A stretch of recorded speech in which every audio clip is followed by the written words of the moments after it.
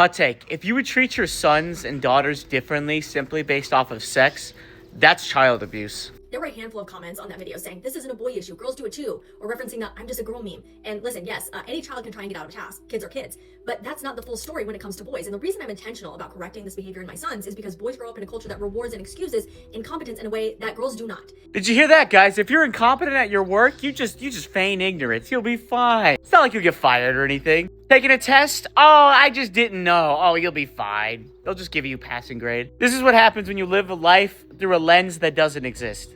And when a woman says, I'm just a girl, it's usually because it's self-deprecating humor about how society already underestimates her. Nope, it's weaponized incompetence. It's usually when women that decided to pick a fight, have an issue, or do whatever wants to feign or avoid accountability. I'm just a girl. This is Reddit green text feminism level cringe. So when we say boys will be boys, it's a cultural permission slip. It tells them it's okay if you don't try. Someone, typically a woman, will pick up the slack. See, that's not even where boys will be boys comes from. Doesn't surprise me you don't know anything about history, though. Boys will be boys is a cultural phenomenon associated usually with fighting. Phrasing. Seek therapy. There's the difference here. Girls aren't raised with the expectation that someone will clean up behind them, that they will fix whatever they haven't done correctly.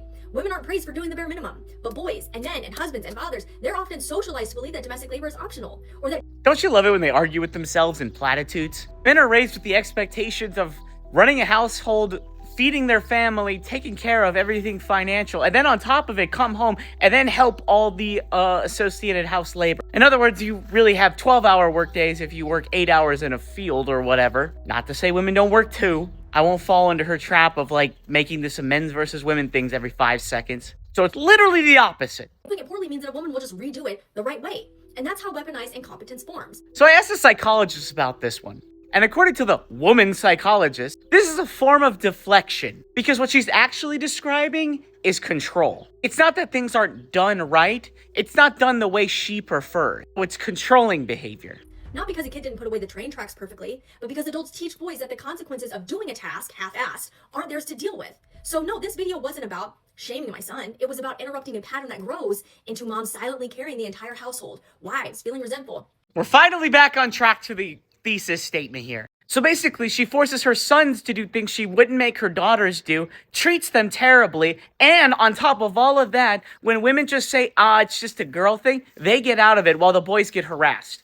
Women and society fixing everything, and men insisting that women... Women fixing society. Give me one example. Just one. One that men caused that women fixed. Go ahead, I'll wait.